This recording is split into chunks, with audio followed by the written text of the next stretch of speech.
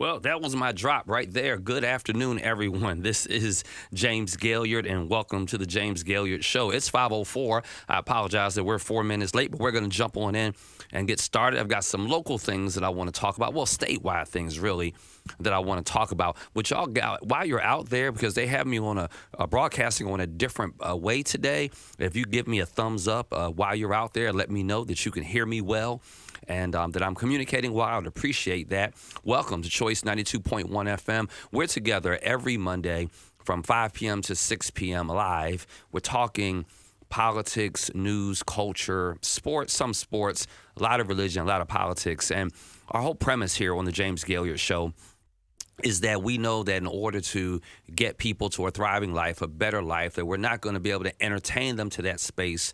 We're going to have to educate them to that space. And so we are in full-blown election cycle mode, and I want to help get out the vote. I believe that every person that is eligible to vote should be voting. I believe that we should be making voting easier and not more difficult. That's a whole nother show, because we have an entire government representation that's making voting more difficult. But I want to see every college student voting, every individual, and I want to help you do that. I want to educate you to do that. And I'm going to talk about some of that on today's show. We're, like 42 days out from Election Day? So we are pushing. I have an 8-week get out the vote strategy that is down to now 7 weeks. And so we are pushing. I want to give you I want to say a couple things on the onset, all right? First of all, I want to ask you to do me a solid. Do me a favor. I'm aging myself when I say a solid, right?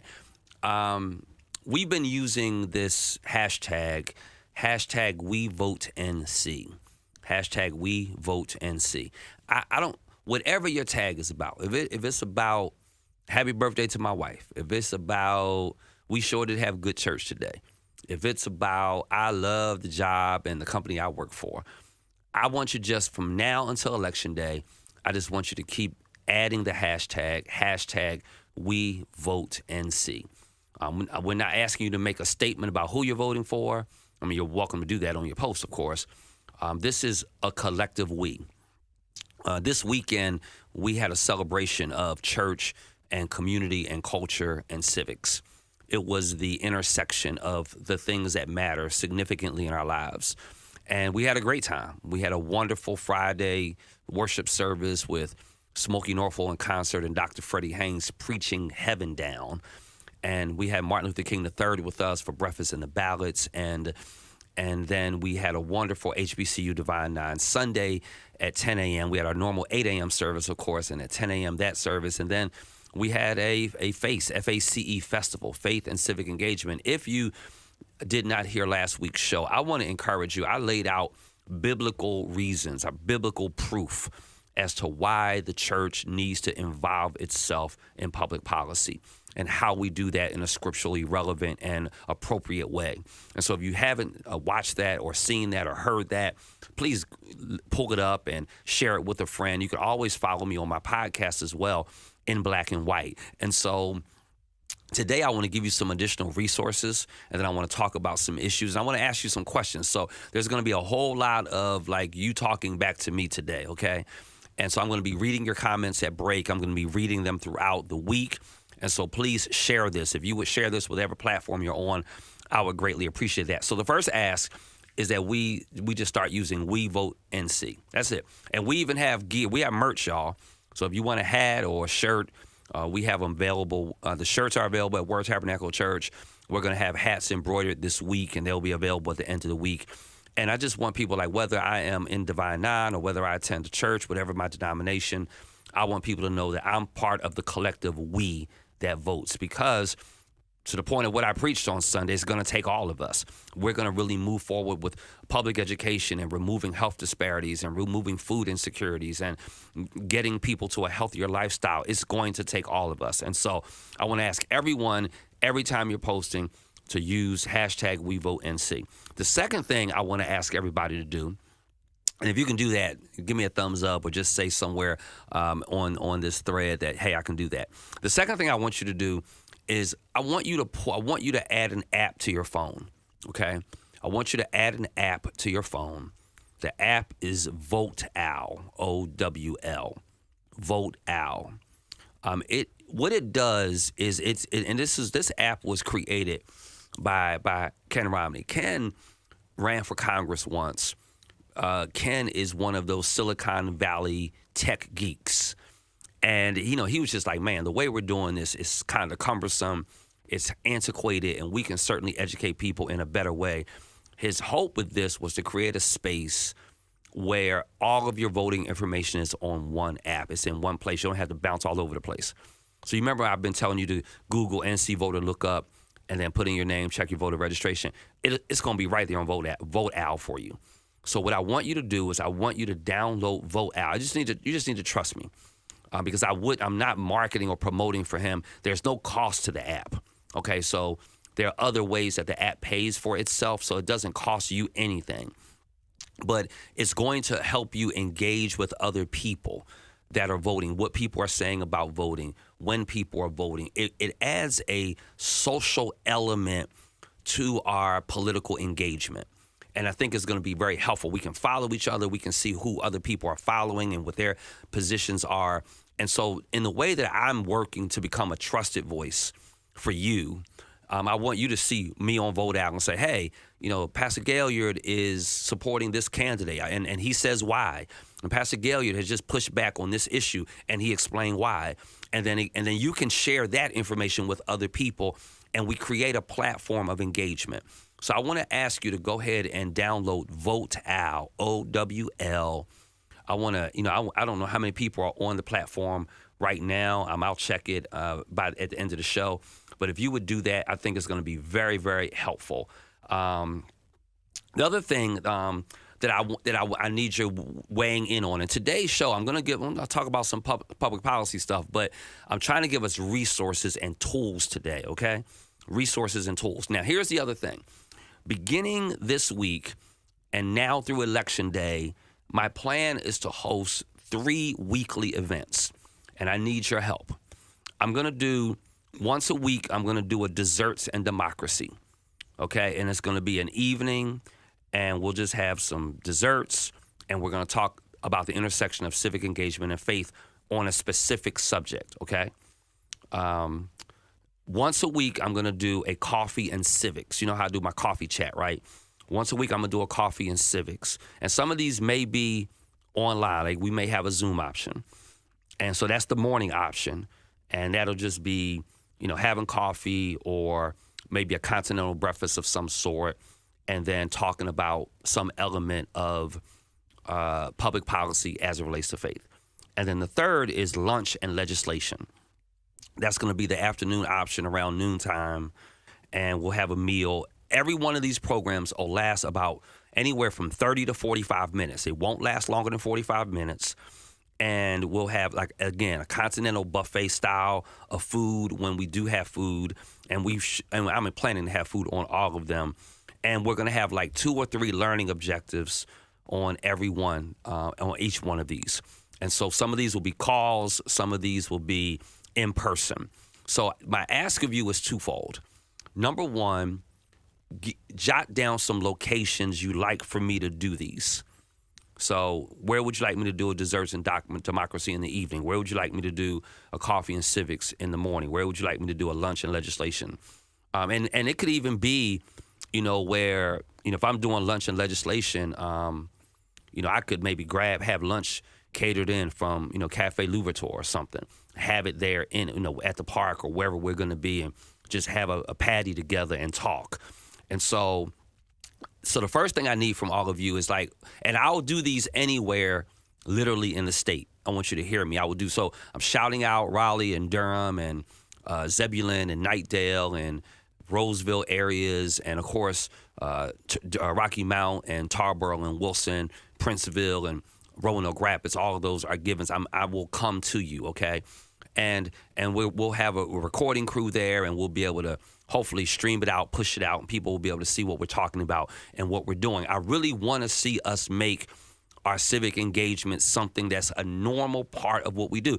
I've been saying on the James Gailliard Show, and for those of you just turning in, you have joined James Gailliard. I'm James Gailliard. You've joined me live on Soul 92.1 FM, the People Station, shouting them out for allowing me to be on air every Monday from 5 p.m. to 6 p.m. And we're beginning today's show just talking about tools and resources that are going to help us be more efficient in our voting.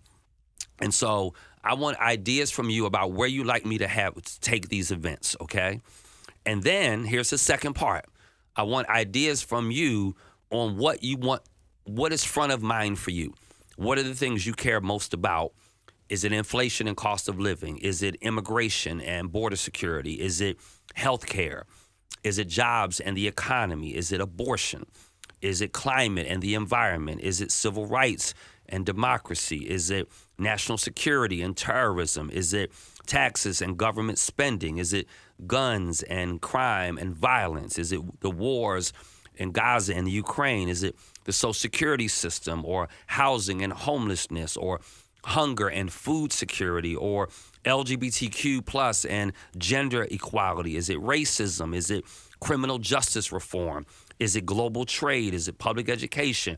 Is it illegal drugs? And so tell me what's front of mind for you, because I want this to be value added for everybody. So for those of you just tuning in, giving you tools and resources that we might move forward. This is my whole objective.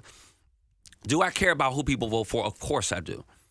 But what I care more about is that people vote. So thrilled that, that hopefully you'll vote the way I vote, right? But I recognize everyone won't. But what I do want to do is make sure every single person is exercising their right to vote. And I want to encourage you about that. I mean, I printed my ballot out, my sample ballot out today. There's actually a constitutional amendment. So in addition to various offices that you vote for, there are also what's referred to as referendums. And referendums are particular ads or other positions, policy positions that can get added into the Constitution. So we actually have a constitutional amendment for the North Carolina Constitution that is on ballot. The Constitution, I'm going to talk about it in the next upcoming show. A constitutional amendment to provide that only a citizen of the United States who is 18 years of age and otherwise possessing the qualifications for voting shall be entitled to vote at any election in this state. I'm going to talk in great deal about why that's such an important issue and what's really at the heart of that referendum. So I want to make sure this is value added for people. So asking you to please use Vote Owl and encourage your people around you to do it. I'm asking you to start using the hashtag WeVoteNC. It's nonpartisan. It's just you saying to people, hey, in this state, we vote. The people I rock with, we vote. As for me, we vote. My church, we vote. My fraternity, my sorority, we vote.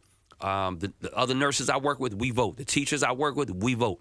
The people in my subdivision, we vote. It's just us creating a collaborative effort, if you will, to really, really energize and excite that base. And then Desserts and Democracy, Coffee and Civics, and Lunch and Legislation is coming to a community near you, or coming on a website near you, or on a social media platform near you. Now, having said that, I'll probably reiterate that at the end of the show. Let's jump on in.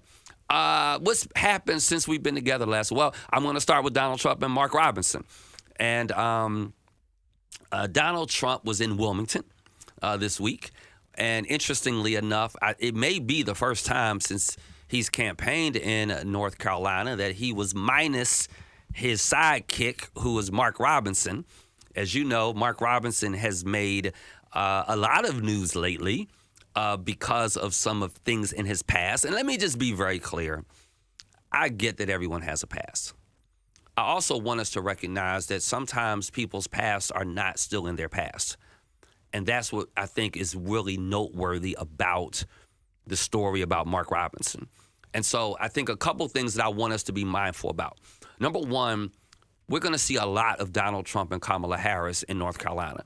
The reason we're going to see them is because North Carolina has really increased as a true battleground state. This state has not been run by a Democrat on the presidential ballot since 2008 when Barack Obama won it. And, we are real. My belief is that the road to the White House is paved through North Carolina.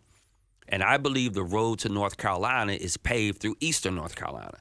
And I believe that if we have outstanding voter turnout in Wayne County and Wilson County and Nash County and Edgecombe County and Pasquotank County and Chowan and all the places, Halifax County and Vance and those smaller rural communities, Martin County, Pitt County, that's not rural, but if our turnout is, if we get to, mark my words, if we average, and people always say we need 100% turnout, and I know what they mean by that, but we know we're still going to have groups of people that are not going to vote. You know, like my Jehovah's Witness friends, listen, y'all, I don't really understand what's, you know, what it is with y'all and not wanting to vote, you know, but we live in a democratic society. We live in a society. Let me say this to my Jehovah's Witness friends. 3 God-given institutions: the family, the church, and government. You have a family. Evidently, you have a kingdom hall, which is your version of a church. How is it that you arbitrarily opt out of a God-given institution and yet still claim to serve, worship, and have a relationship with God when you're saying to God, we're not down about something you created, so we're just not participating? It kind of defies the imagination, and it also defies the imagination because we should be, whatever your faith system is, you should care about people. Whatever your faith system is, it should bother us when people are sinned against. When whatever our faith system is, it should disturb us. When people who are vulnerable are manipulated and taken advantage of, it should disturb us. When entire systems are created so that there are certain blocks of people that are excluded from the advancement of society. And so, I want to encourage. So North Carolina is in play. I believe this is going to be the greatest shot, I'm going to say, of our lifetime. That's how strong this is for me. I know everyone says this election is the most important, and I think every time we say it is true. But I think in my lifetime, in many of your lifetimes, when we start talking about Princeville, Tarboro, Scotland Neck, we start talking about Bailey and Sims and Middlesex, when we start thinking about Roanoke Rapids and Halifax County, we start thinking about Henderson, we start thinking about Fayetteville and Spring Lake and Goldsboro and Greenville. This, I believe, is the single greatest opportunity we will have to be able to bring resources as it relates to infrastructure and as it relates to opportunity to our communities. I think this is our best shot. And if we turn out in great voting numbers and it becomes proven by the data, and it will be proven by the data, that because of that robust turnout, and I'm talking 75%, I'm talking a 75% turnout. If we turn out in the counties I just listed at 75%, let me hear me. If we turn out in the counties I just named at the tune of 75%, we win North Carolina. When I say we win, I'm a supporter of the Democrats up and down the ballot. This is probably, I'll be very honest with you. This is, because y'all won't trust my voice if I'm not. This is the first time that I can remember that there wasn't a Republican that I didn't vote for. I am generally, I will vote for the best candidate. I just will. And sometimes it doesn't matter. Race doesn't matter to me, and party affiliation doesn't matter. This is one of the first times in my life, I was an independent for many, many years, so I still am very much a moderate and maybe even conservative-leaning Democrat. This is the first time in my life where I'm like, we absolutely just have to vote Democrats up and down the ballot. We just have to do that. So because North Carolina is that important. So President Trump, former President Trump was in Wilmington, campaign speech. He didn't have Mark Robinson with him because Mark Robinson is doing what Mark Robinson does. Let me, before we take a break, when people, it's Maya Angelou, we quote it so many times, right? When people show you who they are, or tell you who they are, you have to believe them. And we have seen example upon example of Mark Robinson telling us who he is. And my fundamental issue, I want to be very honest. My fundamental issue, I pastor people. And because I pastor people, I know the proclivities, the sensitivities, and the struggles that people have because we are human. One of the struggles and proclivities and sensitivities that people have has to do with pornography. My issue with Mark Robinson and the story that broke, and I haven't seen a single account that's credible that can prove it's fake. So it bothers me that the moment, watch what particularly Republicans do. The moment you say something to them they don't agree with or like, they play the fake news card. It's funny, like, they claim black people play the race card. They play the fake news card more than any other card. So just because you don't like what came out doesn't mean it's fake. And so the bigger issue for me is not a man who is married who happens to be on pornography. I'm not excusing that away, and I'm not saying that's right, because it's not. That's not my single biggest concern. My single biggest concern is that he has claimed high holy ground and been found on pornography. That's number one. So the hypocrisy of it. But then comments regarding historically around Jewish people, around Muslim people, around the LGBTQ community, around his disdain for his own people. Look, I'm up on my first break, so let me pause here for a moment. I'm going to be looking at your comments on my first questions to you. This is James Gailliard. You're listening to James Gailliard Show right here live on Soul 92.1 FM, the People's Station. We're going to pay a few bills, take a quick commercial break. I'll be right back. The James Gailliard Show on Choice FM. North Carolina requires ID to vote in 2024. If you need ID, get a no-fee ID card at your local NCDMV. To vote by mail, include a copy of your ID inside the envelope. For more info, go to safevotenc.org or ncblackalliance.com. Congressman Don Davis is focused on getting things done for our families. Born and raised in eastern North Carolina, Don Davis grew up cropping tobacco to help pay for school clothes, to help his family make ends meet. It's this very struggle that led him to a life of service. First in the military, where Don Davis served in the Air Force, and now in Congress, where every day he works to lighten the load for us. Don Davis has worked to fund our HBCUs, expanded access to rural health care, saved over 6,000 local jobs, and introduced a bill to protect Social Security and Medicare, so our seniors can keep the benefits they worked their whole lives to earn. Because he's been there, because he's one of us. Don Davis, for Eastern North Carolina. I'm Don Davis, candidate for Congress, and I approve this message. Paid for by Don Davis for NC. Each and every day, new people move to North Carolina. They meet new neighbors, make friends, and get to know this place that you call home. If your new neighbor asks about a bank, we hope you'll recommend North State. Tell them that North State is local, full service, and will make them feel right at home. Whether they need a bank for themselves, their families, or a bank for business, North State's got them covered. North State Bank, better every day. Member FDIC, Equal Housing Lender, NorthStateBank.com. What's better than one win? 3 wins. With Straight Savings, you keep your own phone, get one line for only $25 a month with real unlimited data, and get rewarded with a $200 phone credit after 12 months. It's a win-win-win. Head to Walmart or visit straighttalk.com today. Switch to Straight Talk.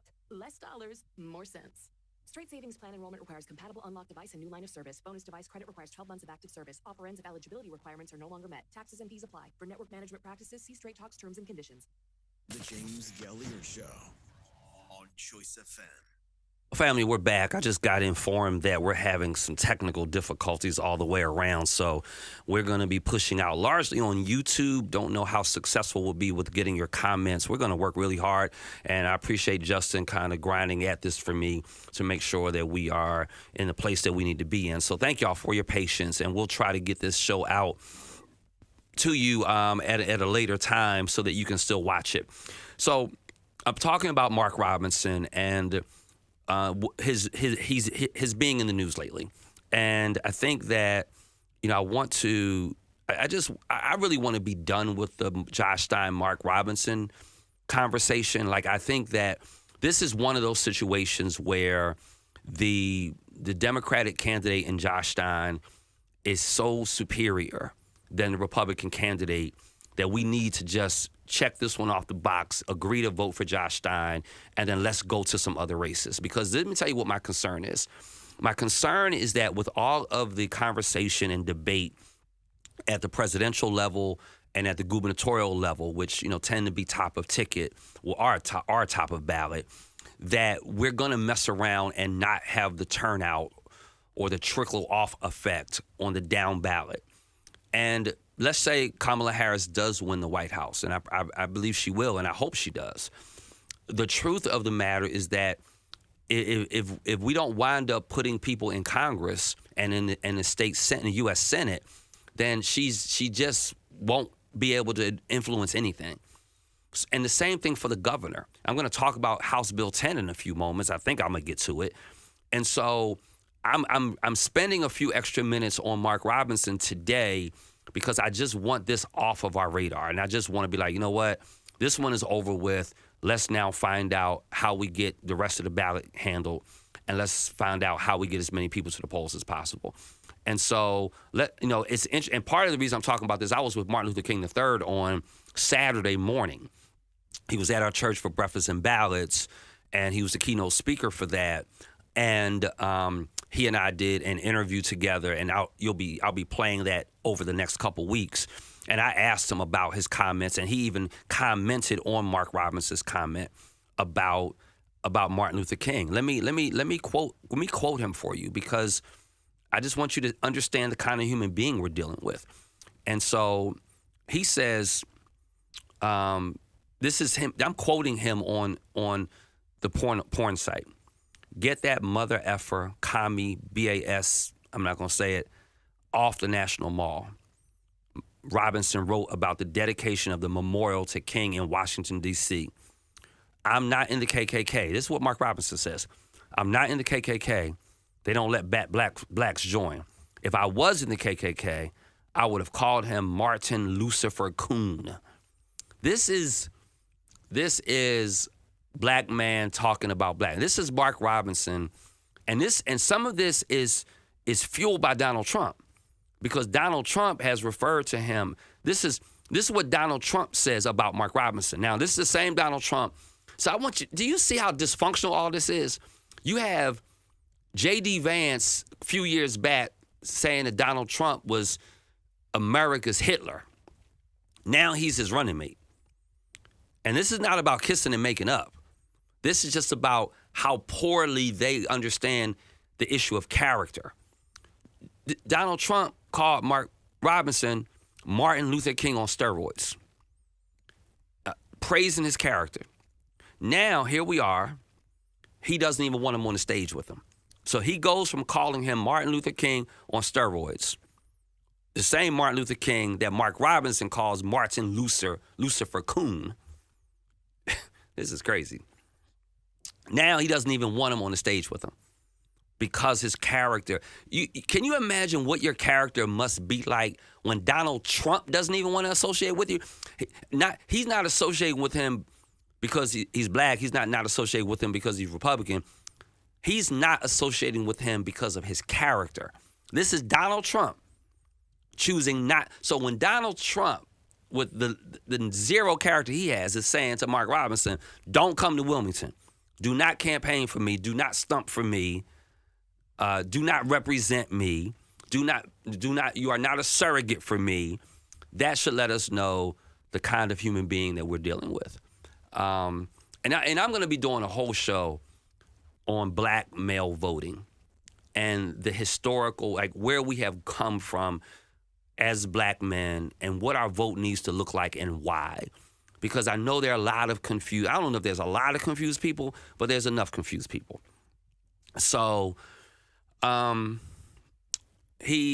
Robinson not only espouses those offensive beliefs that I talked about, but his policy position is like detrimental to North Carolinians. And so on this, so it's his comments on the porn site that disturb me so much. He calls himself a black Nazi. He says he wishes there was still slavery and he wished he could buy some. It's unbelievable. And so there was a woman who was on the platform saying that she was raped by her taxi driver while intoxicated. And in response, Robinson wrote, and the moral of the story is don't F-U-C-K a white B-I-T-C-H. This is it. Okay, so I'm leaving Mark Robinson go. I'm putting this in the win box. It doesn't mean that we don't have to work our butt off to get everybody elected. So I'm going to say this because y'all know I just call it straight on the James Gailliard Show. And for those of you that are just tuning in, I'm James Gailliard, and you are listening or watching the James Gailliard Show on Choice 92.1 FM. I don't know, and I didn't get a chance to talk to Josh about this when he was with me over the weekend, but I think when you have the kind of race that he does, where he's clearly going to win, I haven't seen a single poll that does not have him well ahead. He's so far up on the ballot that he doesn't have to worry about the vote dropping off like it historically does. I mean, you literally have I'm looking at my ballot. You literally have the presidential race, you have your congressional race, and then you got the governor's race. So literally in the first column of the first page is Josh Stein's race. So this is what I'm going to say for those who may be listening or paying attention from Josh Stein. And y'all have to hear my heart on this. Like I'm not going to be bought and sold. Like that's not who I am. That's not who I was when I was in the General Assembly. I'm not going to be mean and manipulative, but I'm not going to attack people's character. I'm going to give accurate and true reporting on things because I want us knowledgeable about things. But I have a criticism of our governor. And y'all know I consider him, a colleague. My criticism of it was that, he ran a race that nobody else was on his coattail. He came across the finish line by himself, and now he winds up with the Republicans having a supermajority, and he really can't get anything done because the bill that he just vetoed, House Bill 10, they're going to override their veto. I don't want Josh to make that same mistake. You clearly, for those who are listening to my show, clearly you have a decisive edge. All of your money does not have to go to radio, and all your money doesn't have to go to television ads. Some of that money needs to go to the down ballot to make sure that we're winning some of the seats we need to win so that when Josh Stein is in the governor's mansion, he has some ability to get something done. I bet if I had Roy Cooper on this show right now, because I can tell you I was in the General Assembly when we were able to uphold his vetoes, and I think the governor would tell you that life is a whole lot better and policy positions are a whole lot better when the governor's veto can be upheld. And so, I'm going to be talking a ton more about the gubernatorial race in North Carolina because I really feel like it should be a foregone conclusion. But I do think that we need to now leverage dollars, door knockers, people making phone bankers, commercials, all of the things that we need to leverage them to some of these other races. And I think we need to be paying careful attention to all of the Council of State. And I'm going to be talking in great detail about all of them over the next couple weeks, but also our judicial races, particularly our Supreme Court and our appeals judges. I want to shout out Carolyn Thompson and Ed Eldred, and I want to shout out Martin Moore because they're going to show up on our appeals judge races, and I think they're outstanding candidates. And so I just want us to be mindful of the bigger body of work and what we do. Now, let me shift gears. Governor this time. So this second thing that happened this week since we were together last is we had former President Trump with us in Wilmington. But second thing I want to talk about is the governor has vetoed House Bill 10. As you know, the House Bill 10 bill is that cooperation with ICE bill. And I'm going to talk about that. ICE is Immigration and Customs Enforcement. So what the Republican Party did was they brought back up a stalemated it was probably sitting in the Rules Committee in Senate or sitting in the Rules Committee in the House. I'm not sure where it was sitting, but it was sitting. It wasn't moving. They brought back up that old bill and they added a whole bunch of stuff to it. And one of the things they added to it was a lot of school voucher money. And I'm going to keep talking about this because our public education is so important. I personally think it's the thing that should bother us the most. And I mean, that's me saying a lot because education is a great equalizer. And I think there are elements of people that do not want poor people educated and particularly do not want black and brown people educated and don't want poor white people educated. And so they are trying to establish an elitism in our state. And the way they're going to do it is by underfunding and devaluing public education. And so I want to talk about House Bill 10. As you know, in order for a bill to become law, once it passes both chambers, the Senate and the House, it then goes to the governor's mansion for signature. The governor has three options. The governor can sign the bill into law. The governor can veto the bill and send it back and say, I'm not signing this into law. Or the governor can do nothing and just let it become law without his signature. The governor, as we knew what he would do, vetoed the House Bill 10, and rightfully so. I want to talk about the public school side, but I also want to talk about the immigration side because I want us to be knowledgeable about this. So House Bill 10 requires law enforcement, particularly the sheriffs, to cooperate with immigration and customs enforcement. Now, this is a political football because basically this is the General Assembly going after sheriffs in Raleigh, Durham, and Mecklenburg, are larger cities that have black sheriffs in them. It's their way of going at them. Now, I have positions about this, but what I will say is that if you live in Raleigh or Durham or Charlotte, and somebody is running for sheriff, and he says, I'm running on a certain platform, and then the General Assembly then turns around and targets laws against them. And that's what I fundamentally believe. We should not be creating laws that are targeting people, and we should not be creating laws because what's going to happen when a different group is in power? I mean, would you really want, something, your normal everyday life, you're doing what you're doing, and there's a group of people in the General Assembly with a lot of power who don't like you, and because they don't like you, and they want to make an example out of you, they literally craft legislation against you. Like, I would not want that done if Democrats did it. So first of all, I fundamentally disagree with it because of that. But I also fundamentally disagree with it because it's unconstitutional. And I have seen example upon example while I was in the General Assembly where legislation was crafted that we were like, this is going to be a lawsuit. The Constitution doesn't let us do this. And you have elements of people that just strictly do not care. So understand what it is saying. It will require sheriffs to honor a detainer request by ICE. So somebody's here from Venezuela, somebody's here from Haiti, somebody's here from wherever. They get arrested. Let's just say they, I don't know what they were doing. Let's just say, they were in a car accident, right? And they were driving without a license. Let's just say that. Because, listen, you do know lots of North Carolinians are running around without driver's licenses, right?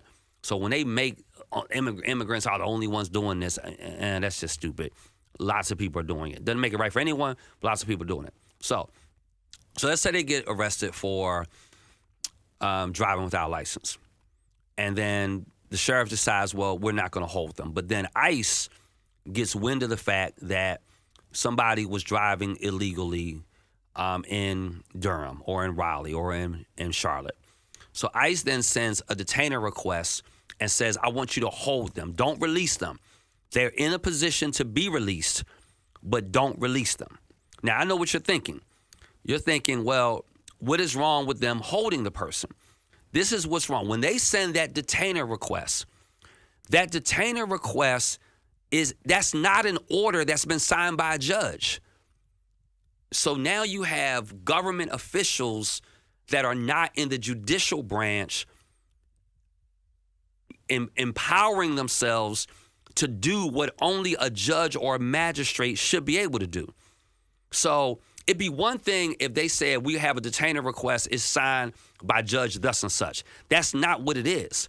They're sending in their own detainer request, bypassing the judicial system. That is why I fundamentally disagree with it. And so now look, mind you, there are a lot of sheriffs. The sheriff in Nash County, Keith Stone, quoted on the same thing. He honors the detainer request. He has chosen to do that. What I will say is that it needs to be the choice of the sheriff. It does not need to be legislated by the General Assembly. So, I have a problem with this. So the first thing they did was they brought back up this ICE bill, and they attached then a ton of money for private school vouchers. And I'm going to keep talking about this because I really believe it is worthy to be discussed. I am going to keep saying it until someone listens. I have a fundamental problem with disbanding and dismantling public education. Project 2025, it is in the document, the 900 and some page document. It calls for the elimination of the Department of Education. I mean, look, bottom line is when I ran last, 2022, I mean, Alan Chester is on the record for saying, he's the state representative for North House District 25, he is on the record for saying, I want to disband Department of Education. Like, he is point blank all in on that. So when you think Project 2025 is not real and we don't even have not just Donald Trump, whose fingerprints are all over the thing, but we have representatives right here in North Carolina that have signed off on Project 2025. So we can't detach them from this. So I have a fundamental problem with giving vouchers to wealthy people. I mean, so let me just kind of go through it a little bit. So the governor vetoes House Bill 10, which is literally a Republican scheme. It is a scheme to take taxpayer money out of public schools and redirect that taxpayer money to private schools. So what's interesting is that when you look at those who are partnering, who have sided with the governor on the veto, it's both Democrats and Republicans. There's just a segment of state representatives and senators that are Republican in North Carolina that are just anti-public education. And they're going to do everything they can to make sure that black children and brown children and poor white children do not have access to a sound basic education. And the reason they're going to make sure they don't have access to a sound basic education is because they want to leave them limited options. They want them in fast food. They want them in hospitality. And you need to hear me. I am not making disparaging remarks about people that work in those industries, but they tend to be the lower paid industries. And they tend to be people without degrees and better educations that are relegated to those places in retail and relegated to hospitality and fast food. Who largely owns those establishments? Republicans or independents that vote with Republicans. So literally you've got people on the bandwagon with the Republican Party, like underfund public education so I can have as many people working as Hardee's as possible. So I can have as many people at McDonald's as possible. So I can have as many at Chick-fil-A as possible. So I can have as many doing cleaning at the Marriott as possible. That's what we are dealing with, folk. And so it literally takes taxpayer dollars out of public schools, gives it to private school vouchers. And the single biggest problem, I have two big problems, is that it gives it to wealthy families. These are people that are already paying the freight for their child to be at Faith Christian Academy or to be at Rocky Mount Academy or to be at whatever private school is in your community. Y'all, can somebody confirm for me? God, I wish I had, because most of my comments come from Facebook, and I want to be more interactive with y'all today. Can somebody confirm for me what private schools and what Christian schools are in Edgecombe County? I'm curious what private schools and what Christian schools are in Edgecombe County. And the reason I'm asking is because Shelley Willingham, and I'm just not afraid to be honest with y'all about people. Shelley Willingham voted with Republicans on this House Bill 10. I mean, I want you to understand. I want everyone who is listening to me, who is an educator in Tarboro, educator throughout Edgecombe County, your state rep voted, your black Democratic state rep voted to take money out of the public school system in Edgecombe County and give it to private schools. So I'm wondering, what private schools are even in Edgecombe County? Who got the money? That's what I want to know. And I need, so somebody educate me on this. You know, Lily Worsley, one of y'all, my school board people, educate me on this. So it takes taxpayer money, and so literally every public school is hurt by this. Y'all, this is a planned $4 billion of public money over the next decade. Did you hear me? And let me tell you who is hurt the worst. Rural public schools. The reason rural public schools are hurt the worst. So I don't know how. I just don't know how. I mean, real talk. I don't know how Republican-controlled county commissioners who are tasked with providing money for public schools, how are you not all over the neck of your colleagues in the General Assembly? I mean, what kind of workforce do you really think we're going to have in Nash County without having a properly funded public school system? I mean, how is this possible? How can you be, and this is my problem with North Carolina Chamber, because I think they lack courage. All of this goes back to the workforce for me. So how can you care about attracting business to our community if you're not caring about attracting workforce and developing workforce, rather? So this becomes anti-jobs, anti-education, anti-family. I mean, I cannot think of a worse policy position. And the reason it hurts rural schools more is because in Wake County, for example, in Charlotte, for example, in Durham, in Greensboro, in High Point, they can say to their base, because their property taxes are so high, I mean, their property values are so high, and they have so many more homes. They could say, we're going to increase property tax by a penny. I'm just going to throw that out. We're going to increase it by a penny, and they'll be able to raise millions of dollars.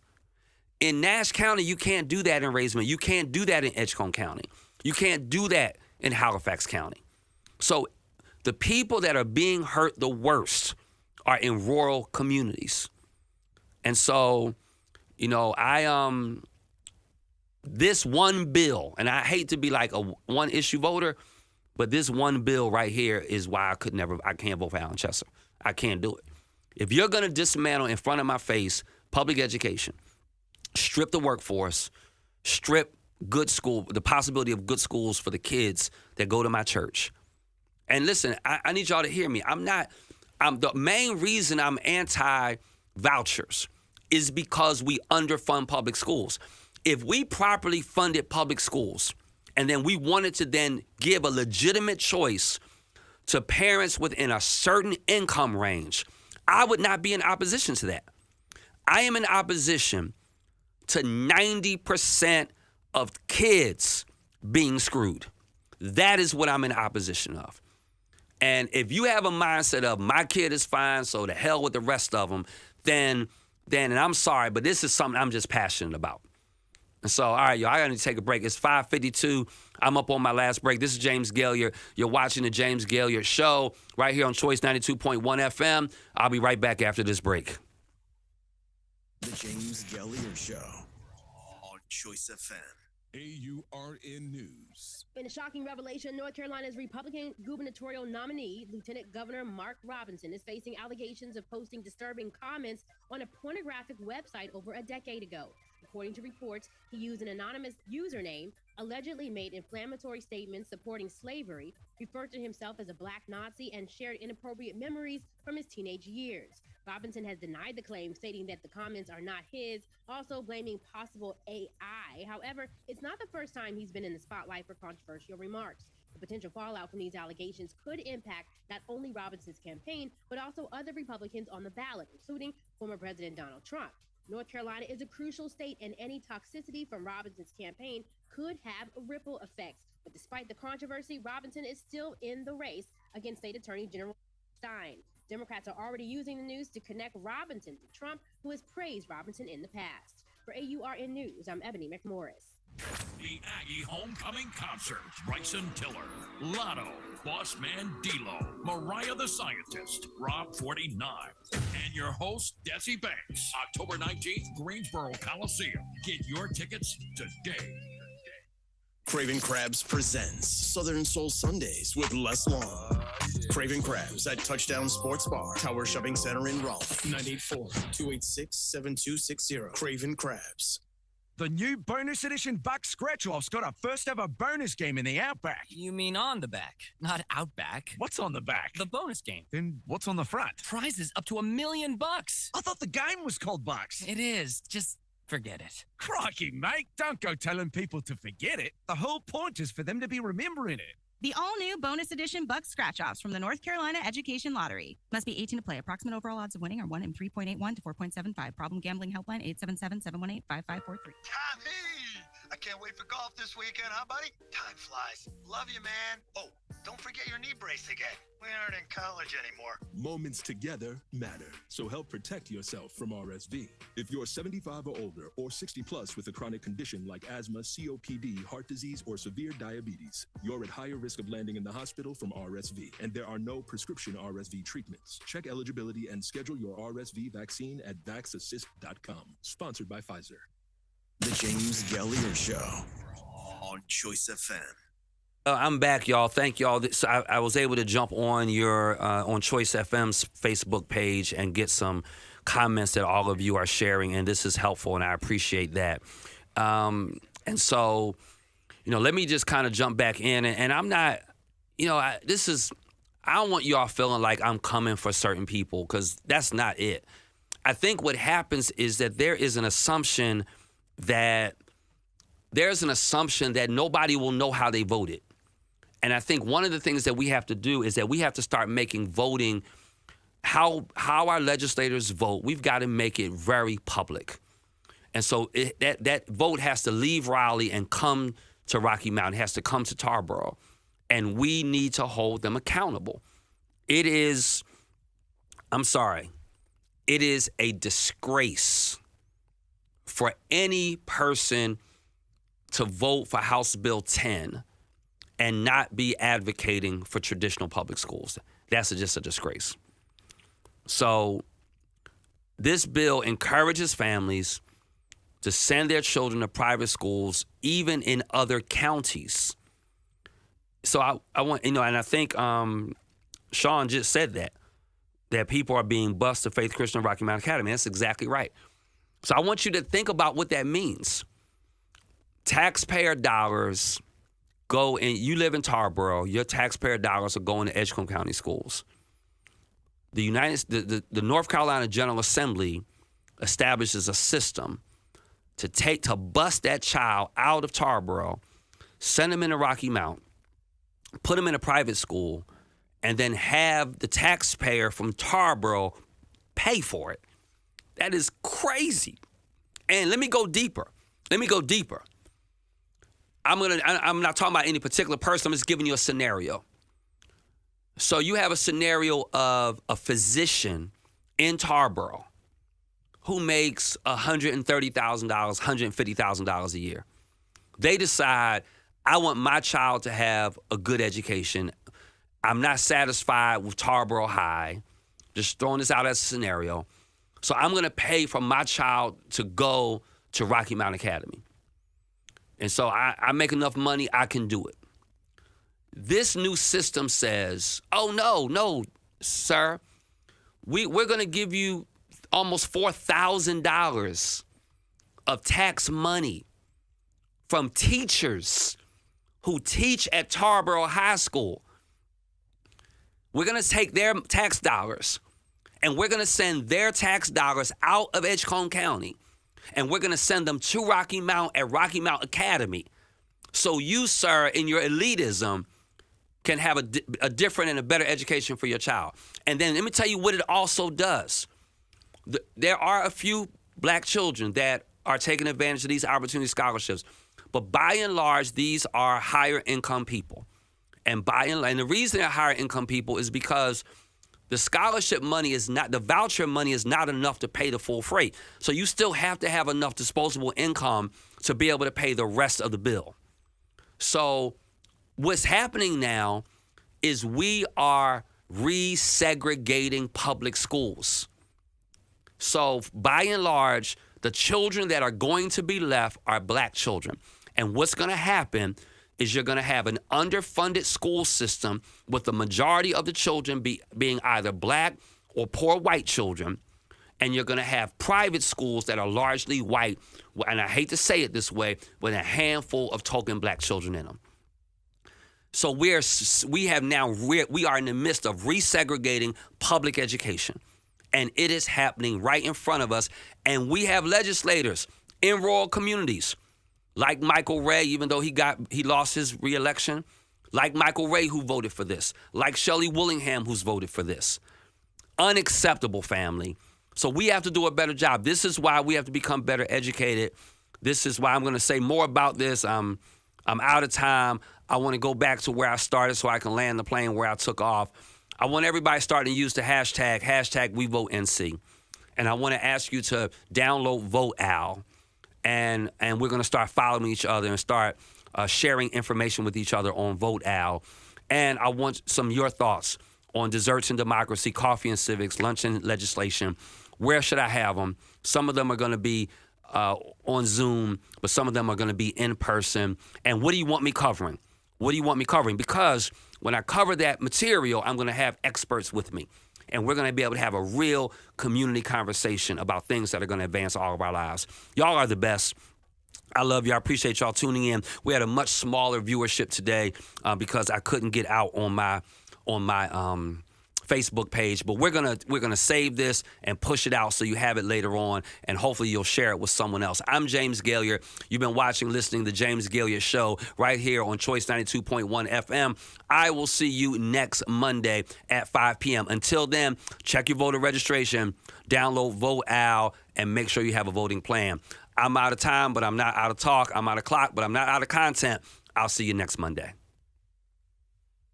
The James Gailliard Show on Choice FM. This is WRSV, Elm City. Turn Up. Choice FM.